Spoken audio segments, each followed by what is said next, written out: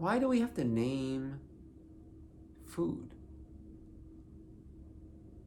I mean, on the cooking shows, they always have names for things. And one guy was called out because he called this hummus, and it definitely wasn't hummus, right? He blended up some nachos, and there's still bits of beans and other stuff. So hummus should be very finely ground. And he was trying to explain later how, it's not hummus. I know it's not real hummus. I mean, I'm not stupid. He's a cook. But it's just I was trying to describe it, trying to find some way. And that's an issue, right? Why does food have to have a name? What if I told you, yeah, so you want to try this? I made this special for you. It's my version of Shima. Most people go, what? Shima? They don't know what Shima is. Might as well have said nothing, right? We always describe food in ways people can understand. Like we say Chinese tamale for 粽子. It's not a tamale. It's not a tamale. Tamales have corn stuff inside. And they're wrapped, and they're not, they're just not the same. It's rice inside, 粽子, and they put other stuff like, shiitake mushrooms and blah, blah, blah. It's just not. What about a Vietnamese burger?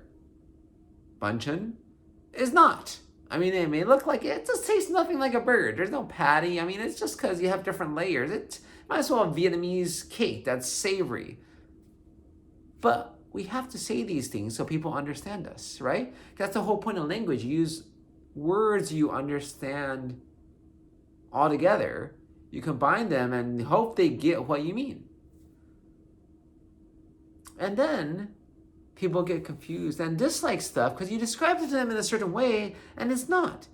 You're like, oh, I don't really like this Chinese tamale. Well, because it's not a tamale. That's the whole point. Just forget about Chinese tamale. Or you say, okay, this is vegetarian pho. You're like, this is not pho at all. It's some white person trying to put some stuff together and there's no meat in here and the broth is not like pho. It's just not pho. The reason they call it pho is because it has noodles and soup and some, nut balls that look like a big meatball, I guess.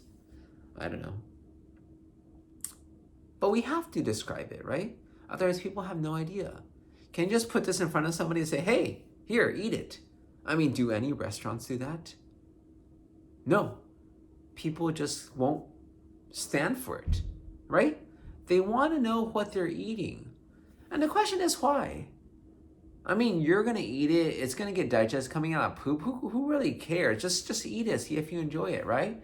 But no, people want to know what they're eating, right? Sometimes you get served multiple things from some takeout. You're like, oh, what is this? Look at the receipt. Okay, it's probably this. Why is it important? I mean, I could travel places and enjoy them. My friend took me on a trip throughout China. I barely knew where we were, but it was fun, right?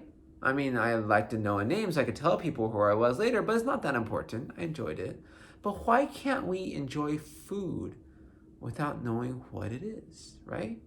Can you go to somebody's fridge, somebody from a completely different culture, and just start eating the stuff? I guess maybe some stuff needs to be cooked. But say it's all edible. You just start eating the stuff, or they prepared stuff, you have no idea what it is, you start eating it. Why is that not okay? When you try exotic foods, say it's African foods, which is mostly Ethiopian in America. Ethiopian food, they describe this as this, this is this. Why do you have to know? Or say you get lots of little dishes in an Indian restaurant. Do you have to know what's inside each, or you just try them? It's all fine. It's all edible, right? Why do we have to know what something is when we're eating it? Can't we enjoy it just for the flavors? I would say the issue is we have to put it in context somehow.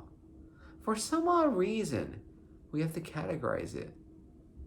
And our brain just doesn't handle no category, unknown. But try it anyways. Isn't that funny?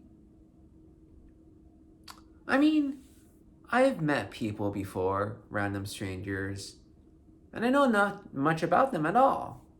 Maybe their name. Maybe they're from another culture. I don't even know what they male, female, or whatever, right? And that's fine, right? But somehow with food, we got to know what it is. Why is that? What is it about food that's special? What is it about food that we're so particular? What is it about food that we have to judge it and say whether it tastes good or not? In the context of a cooking show, somebody presented this dish to me. They described it to me as such and such a dish. And now here I am, the fancy judge. I will determine whether it is good or not. Why? Why can't we just enjoy eating food? And just said, that tasted good, don't know what it is, but it tasted good, and if I ever happen to get it again, I'll be happy to eat it. I mean, says nobody, right? But food is something special. It goes straight to your heart. You hear these stories about, people saying, oh, way to a man's heart is through his stomach, blah, blah, blah. Have people eating food says, brings me back to when I was a kid, my childhood. But food is one of those special things that's essential yet enjoyable. I think one interesting thing is, what happens if you don't think about what it is and you just eat it? You don't enjoy food in life and you just eat it to live. I don't know. Not one of those persons. I know very few of them in America. I'm sure they do exist.